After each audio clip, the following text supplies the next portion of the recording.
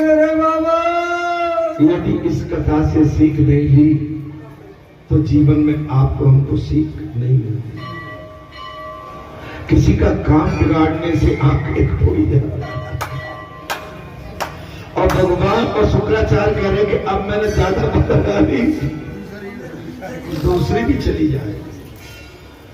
और वे वहां से मारे हट गए। भगवान का प्रभाव देखे, क्या देख लिया? भगवान का प्रभाव देख लिया। शुक्राचार्य वहां से हट गए। आंख के विकृति होने पर नहीं बिगड़ पाई। आपकी आंखें चली गई तो काना कहेंगे, काना एक कदुआ।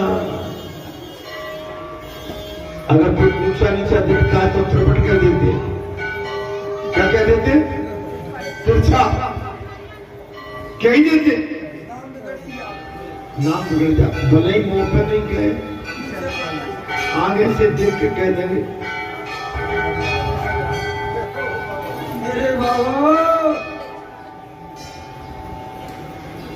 कलंकित होता है। रावण की आंख दृष्टि बिगड़ी। कथा बहुत गहरी कथा है। शायद आप इतनी विस्तार से कभी कथा नहीं सुन पाते। 8 बजे से कथा चली है, 11:30 हो गए। दादी 3.5 घंटा हो गए। मैंने उंगली इसलिए लगाई है, 3 पूरी है, आधी है। नहीं वो कोई बात नहीं, लेकिन कथा 3 घंटे का पता नहीं पड़ा। रावण की आंखें दृष्टि बिगड़ी, तभी तो उसका नाम बिगड़ गया। रावण का कोई नाम रखता है?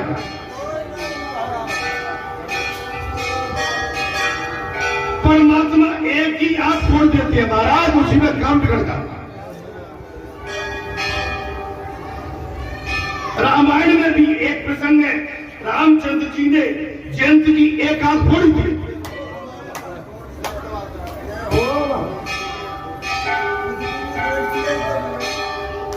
जयंत की दृष्टि बदली। जयंत ने माता जानकी पर कुदृष्टि डाली, चेंच मारी। लास्ट में भगवान ने दंड दिया, उसकी एक आंख फोड़ दी। भगवान कहते हैं एक ही दृष्टि से जगत को देखो, भेदभाव कैसा है?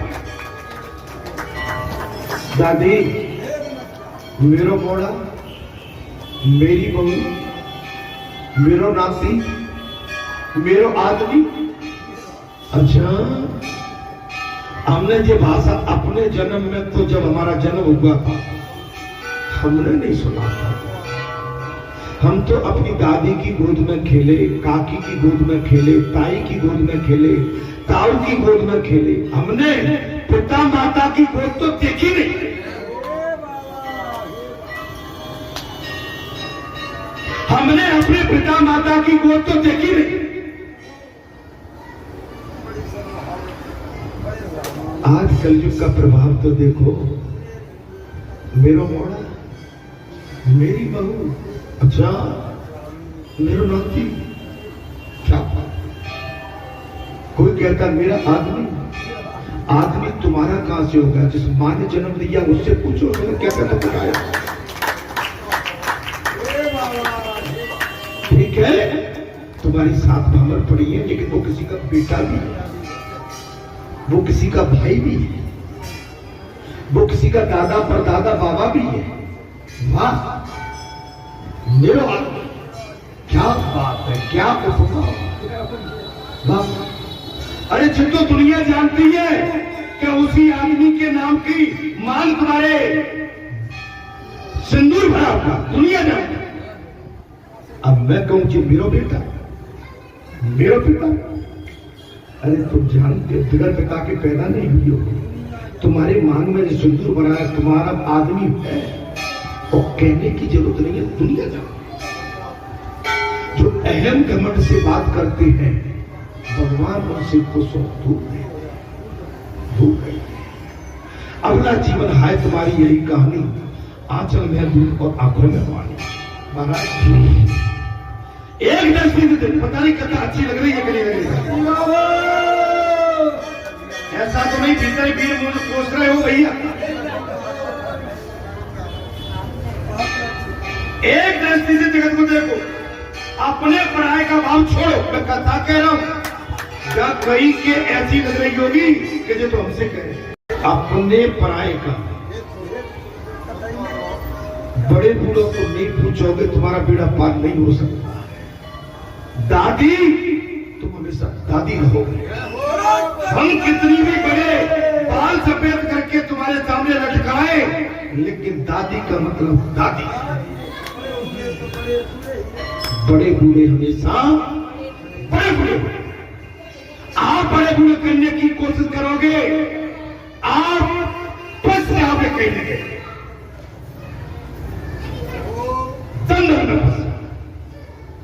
एक ही दृष्टि से जगत को देखे।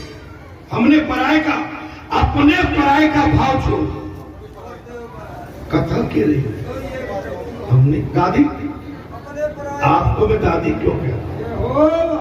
अगर मेरे मन में भेद होता तो दादी शब्द तो बहुत मन गरिमा का और पवित्र शब्द है।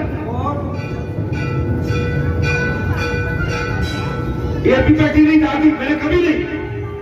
ये शब्द केवल आपको देख के कहे।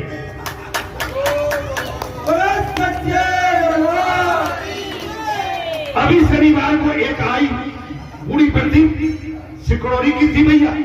मैंने कही दादी, वो बोली भैया मुझसे दादी नहीं, मैं तो तेरी पहले।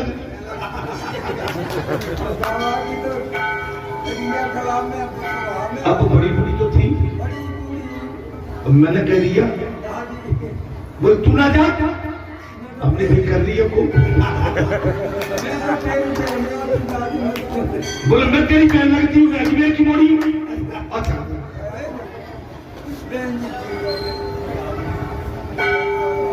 बहन कहूंगा बेटी, बाप की दादी जो सम्मानी होते, आदरणीय पूजनी होते हैं, उनका हमको सभी तरह से सम्मान करना होता है। सम्मान करोगे तो सम्मान पाओ, हिंसा करोगे, द्वेष रखोगे तो सामने वाले से भी द्वेष ही पाओ। दूसरे के साथ आप दो भाव रखोगे तो आप उसके कभी नहीं बन पाओगे। प्रीत करो, ऐसी करो जैसे सभी में भगवान का अंश है। सभी में हमें क्या पड़ी थी दादी, हम तो अच्छे भले जो है नौकरी पेशा वाले आदमी थे। दादी हमें पड़ी नहीं थी, पड़ी तो हमारे बाबा को थी। हमारे बाबा हमें लेके आए बंदे। दादी पता नहीं हम कहां फंस गए होते।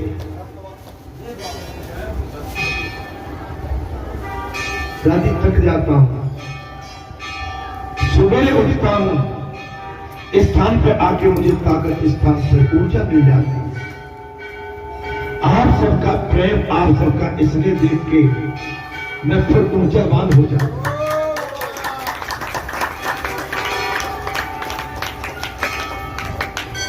आपसे जो आनंद प्राप्त होता है, आशीष, जो मेरी शक्ति है, मेरी ऊर्जा है, उसी ऊर्जा के बल भरोसे मैं चल पाता हूं। आप समझिए, मने हर दिन, हर क्षण, हर पल मने ऐसे निकल जाता है जैसे कोई एक छोटा सा सपना आया और प्रातः काल हुआ।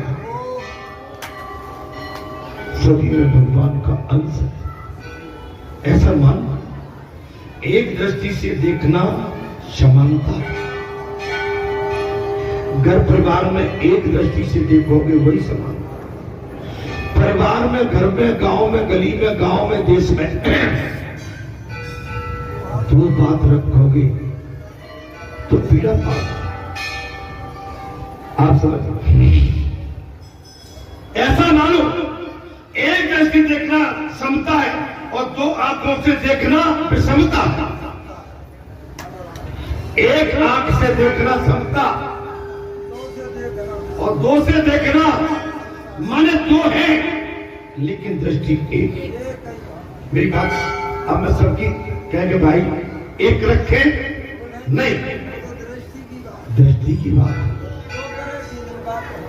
दो तरह की नहीं होना चाहिए, बात एक करो। इनसे मैंने कुछ बात करी, इनसे कुछ करनी पीछे, इनसे कुछ, तो तुम किसके होके रहोगे? अच्छा देखने वाला तो तुम पे टिकटिकी लगाए हुए कि तुम कितने पानी में और कहां तैर रहे हो, कहां बैठ के क्या बोल जाती हो और कहां जाके तुम क्या कर बैठते हो। तो भैया पुजारी, अरे बोलो जी, कुछ बोलो, भेद चला कुछ बोलो। दुनिया को चलाने वाला जो दुनिया को चला रहा है, अरे हम उसको क्या चला पाए?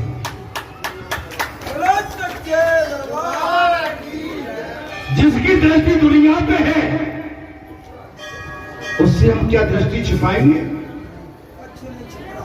अरे हम तुम जो भी करेंगे देखने वाला देख रहा।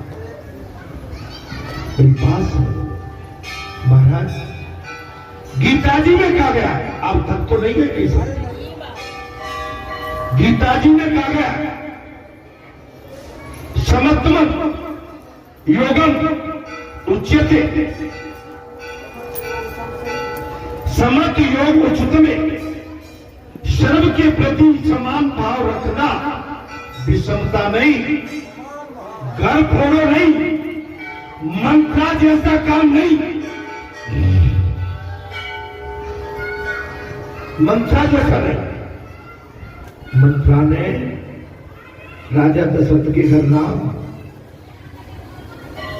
महाराज सिंहासन पर बैठने वाले, लेकिन कुबड़ी मंत्रा ने रात में बाजी पढ़, ऐसा खेल जो खेलते हैं उनका अंत बुरा होता है। मंत्रा कुबड़ी, इसका नाम कोई रखता है क्या? पूतना सुपर खा, पूछ रहा हूं भाई आपसे, ये खेल कभी मत खेलो भैया और बहनों, बेटियों, भाइयों, संतों, महात्माओं, इससे बचो। तुम्हारी समझ में नहीं आ रहा है, चुपचाप बैठो। किंतु आप समझ लो, ससुर तो एक ही होता है, सास भी एक ही होती है, ठीक है? हाँ, अपने ससुर को मानो, सास को मानो, ककिया सास, अजिया सास, उनको भी सम्मान करो, लेकिन उनके साथ द्वेष नहीं। दो तरह का भाव, एक तरह का भाव, आपका बेड़ा पार हो जाए। और जो त्याग करेगा वो बड़ा बनेगा। बगैर त्याग के आप कभी बड़े बन नहीं सकते हैं। त्याग करना पड़ेगा, मोह माया ममता से दूर रहना पड़ेगा। मैंने एक ही बात कही थी, हमें जो जायदाद मिली है पुरखों की पड़ी है, हम इसको कुछ भी नहीं करेंगे, इनका अधिकार उनका है, हम सब छोड़ के जाएंगे। आने वाली संतान इसका कैसे उपयोग करेगी वो जानते, वो जानते। संकल्प पूर्ण होते ही वामन जी का स्वरूप विराट हो गया। भगवान की जय, वो विष्णु भगवान की जय। भगवान ने जगत को आवृत कर लिया, सभी स्थानों में उनका ही स्वरूप दिखने लगा। पूरा संसार ढक गया, जहां जितना था प्रभु जगत बाहर ऊपर 10 गुण है, दशाकुल का अर्थ शंकराचार्य ने किया है कि 10 उंगलियों से प्रभु को बंधन किया गया। सभी की 10 उंगली उठ गई है, बंधन किया, अर्थात परमात्मा बंधनी है। हम ऐसे कहते हैं ना, मैं आज आपसे कह रहा हूं भगवान को ऐसे बंधन किया, कैसे? ऐसे बंधन करके और ऐसे बंधन, ठीक है? परिक्रमा ऐसे नहीं, आप या तो साष्टांग करती हैं तो अपनी दोनों भुजाएं अपने सर से आगे, अगर खड़े होकर बंधन करना है तो ऊपर से। ये भगवान को बंधन किया। अब मैं इतना तो नहीं जानता हूं, लेकिन फिर भी आपके सामने जो मैं कुछ समझाने का आपको प्रयास कर रहा हूं वो कहना चाहता हूं। भगवान ने जगत को आवृत कर लिया, सभी स्थानों में उनका पति स्वरूप दिखने लगा है। जगत बाहर ऊपर 10 उंगली का अर्थ है शंकराचार्य ने किया है कि 10 उंगलियों से भगवान श्री का बंधन करना। वेद भी परमात्मा का प्रतिपादन नहीं कर सकते, स्वनिरोध आत्मक रीति से नेति कहते। हम जानते नहीं, ईश्वर को जानने वाला भी उसके स्वरूप का वर्णन नहीं कर पाता। भगवान बंदनी है, कथा में प्रसंग आ गया, भगवान बंदनी है और बंदनी चिंतनी है। भगवान बंदनी भी है, चिंतनी भी है। वे अपनी कृपा से अज्ञात को दूर करते हैं, तभी उन्हें जान सकता है। महाराज मैं थोड़ा सा विश्राम करूंगा, फिर 5-10 मिनट कथा फिर कहूंगा, जब तक आप भजन कीर्तन करिए।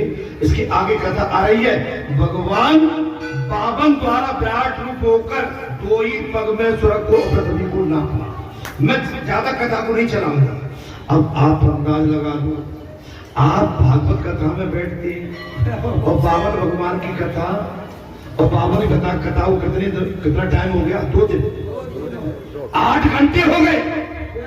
8 घंटे में भगवान की कथा 52 जी की कि श्रीमन नारायण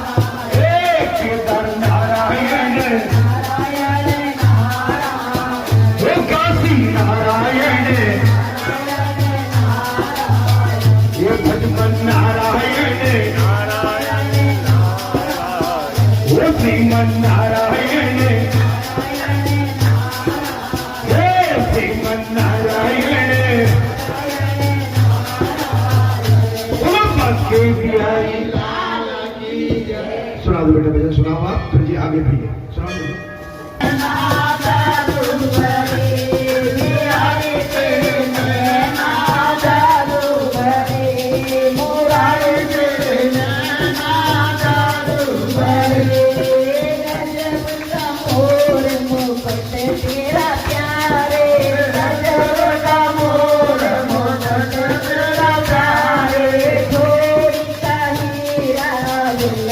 Oh,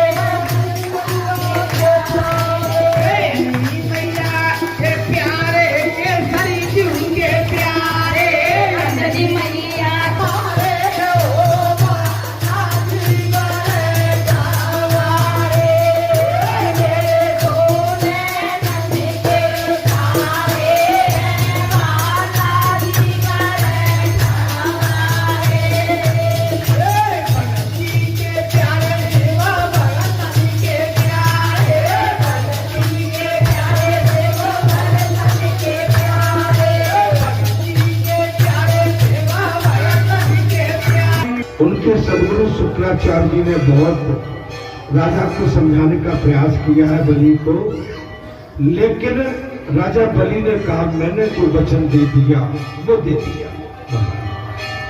वेद भी परमात्मा का प्रतिपादन नहीं कर सकते, आप समझे। वेद भी परमात्मा की लीला को जान नहीं सकते। वे बंदनी और चिंतनी है, वे अपनी कृपा से अज्ञान को दूर करते हैं। कृपा जिस पर हो जाए उसका अज्ञान दूर हो जाए, तभी उन्हें जान सकता है। भगवान को कब जान सकते हैं? जब बेकंत देकर हारे, विधि हर संग नचावर हारे, सोही जानता है देव जनाई, और जानत तुम्हें हो जाई। तुम्हारी कृपा तुम्हें रघुनंदन, जानत भगत भगत हो जाए। जिस पर आप दया कर दें, जिस पर आप अपनी करुणा का सागर डाल दें, वो आपको समझ जाता है, जान जाता है। ये संतो महात्माओं, बालाजी भगवान ने भी अपनी लीला के माध्यम से आप पर अपार कृपा बरसा के रखी। तो हमको बालाजी की प्रेरणा से प्राप्त। और ये कथा कोई एक दिन से नहीं, 25 वर्ष से ये कथा चल रही है। और 25 वर्ष का समय, 2.5 दशक बहुत बड़ा समय होता है। अगर वास्तव में आपने इसका आचमन किया होगा, श्रवण पान किया होगा, तो आपका कल्याण यहां से तय है।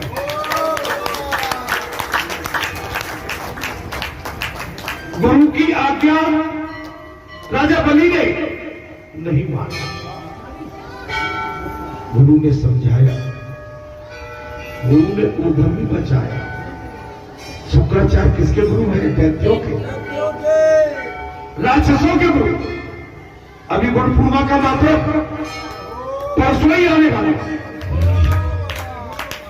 आप सभी सादर आमंत्रित हैं। हर वर्ष की भांति गुरु पूर्णिमा का महापर्व लगातार 25 वर्ष से बालाजी की इस भूमि पर परंपरागत अनुसार हम सभी क्षेत्रवासी अनन्य स्थानों से पधारे हुए मेरे अनन्य भक्तजन इस महापर्व को बड़ी धूमधाम से मनाते आ रहे हैं। इसलिए कल महापर्व, परसों महापर्व, विशेष ध्यान रखना, गुरु की महिमा के अलावा और उनके बगैर हमारा कल्याण नहीं है, समझ लेना। प्रभु के एक ही जन्म में सारी पृथ्वी समा गई।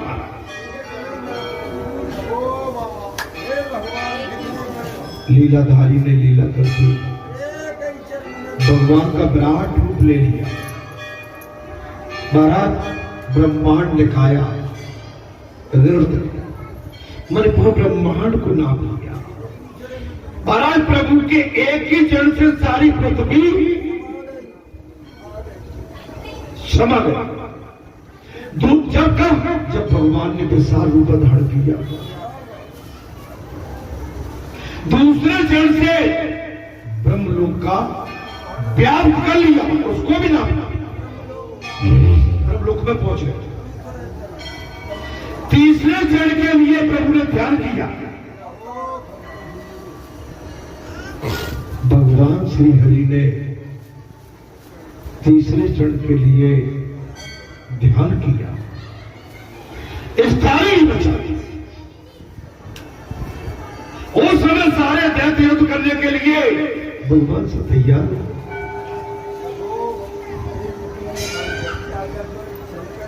जब भगवान ने सारी पृथ्वी एक पग में और महाराज दूसरे चरण में ब्रह्मलोक को भी नाप लिया, तीसरे चरण के लिए जगह प्राप्त नहीं हुई, तो दैत्यों के राजा बलि और बलि की जब स्थिति देखकर राक्षस दैत्य लड़ने के लिए, युद्ध करने के लिए तैयार, बोले कि हमारे स्वामी को चला जा रहा है।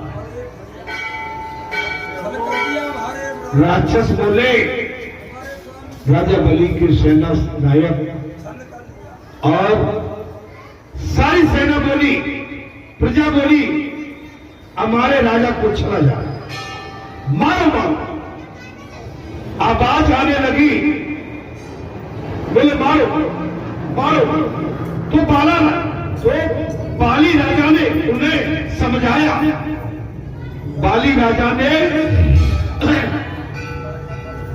समझा दिया, बोले ये समय प्रतिकूल नहीं है, युद्ध करने का समय प्रतिकूल नहीं है, शांत रहो इस समय, नहीं तो हम सारे मारे जाएंगे। साथ कह दिया,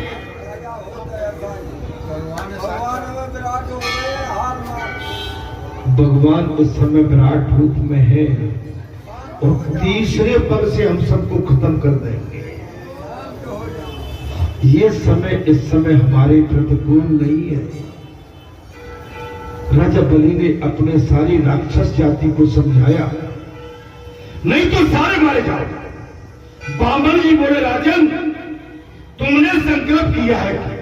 अब बोले भगवान बोले, राजन आपने संकल्प किया है कि 3 चरण जितनी भूमि दूंगा, अब मैं तीसरा चरण कहां रखूं? भगवान बोले, राजन मैं तीसरा चरण अपना कहां रखूं? संकल्प अनुसार दान देने वाला मनुष्य नरकवासी हो जाता अगर दान नहीं देता।